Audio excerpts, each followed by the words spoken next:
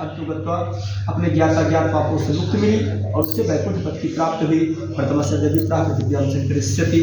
जब भी कोई मनुष्य इस पृथ्वी पर भगवान नारायण का वंदन पूजन करता है उसे नारायण की कृपा अवश्य मिलती है। ऐसा स्वयं नारायण ने देवर्षि नारद जी से कहा था। हे ऋषि, आगे मैं आपको क्या बताऊं। ऋषि हऊचुः।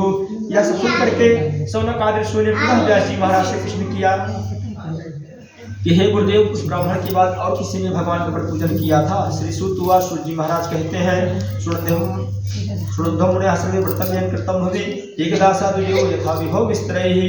यह सुन करके एक ब्राह्मण के यहाँ भगवान का पूजन होने लगा। बंधुभि सुजनशासन व्रतम कर्तुम समुदितः। जब ब्राह्मण के यहाँ पूजन होने लगा, ब्राह्मण का परिवार पूजन में बैठ गया। उसी बीच दूर से एक लकड़हारा आया। वह काष्ठ संस्था विप्रह गहिमाय कृष्णाय परितात्मा च दृष्टा प्रथम व्रतम। दूर से लकड़ी का लेकर के आया। इसलिए जब उसे प्यास लगी तो ब्राह्मण के घर के समीप पहुंचा तो लकड़ी का उतार करके नीचे रख दिया। ब्राह्मण को पूजन करता हुआ देखा। कृष्णाया पीड़ितात्मा च दृष्टा विप्रम व्रतम परितत्वजम प्राह विदम कृते त्वया कृते धर्मावो विस्तारात् मे प्रभु। उसने विनयपूर्वक ब्राह्मण से निवेदन किया कि हे ब्राह्मण देवता, आप यह क्या कर रहे हैं? उसे करने से कौन सा फल मिलता है? आप इसके विषय में नहीं बताइए।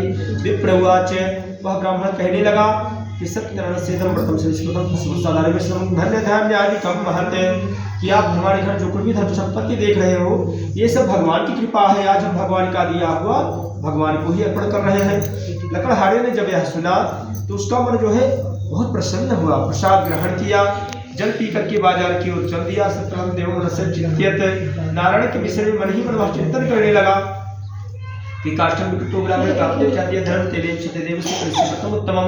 आज मुझे लकड़ी को बेचने से जो भी धन प्राप्त होगा उसी के द्वारा मैं भी भगवान नारायण का वंदन पूजन करूंगा। ऐसा संकल्प कर लिया और घर से बाहर निकल पड़ा, अर्थात ब्राह्मण के यहाँ से चल दिया।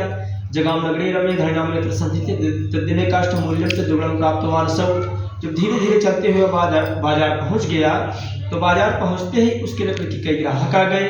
जब कई आए थे एक दूसरे से बढ़कर उसका मूल्य देने लगे। लकड़ी की कीमत भी मांगे ही बढ़ती चली गई। जब लकड़ी को बेचने से उसे दूना धन प्राप्त हुआ तथा प्रसन्न हृदय तब उसका मन प्रसन्न हुआ। सुखम कदली फलम। तब उसने प्रसन्न मन से दूना धन मिला, इसलिए प्रसन्न हुआ। प्रसन्न मन से भगवान के पूजन के हेतु पके केले के फल शर्करा घृत दुग्धम गोधूम का चौनकम चीनी घी दूध अर्थात पूजन के सामान का क्रय करके सभी सामग्रियों को लेकर के पैदल चलते हुए अपने घर आया।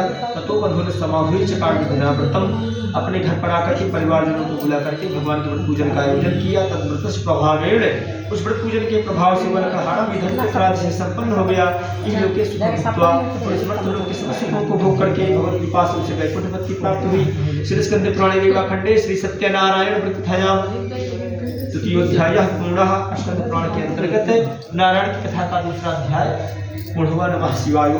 नमः शिवाय। श्री गुरुवे नमः।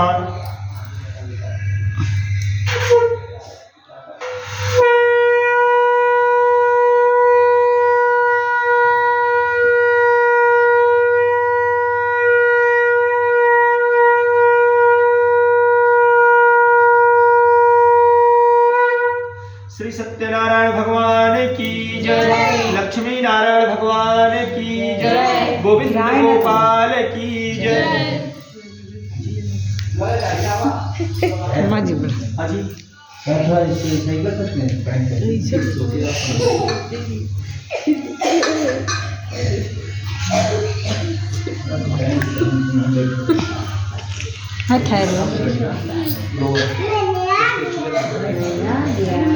इसका बेटा है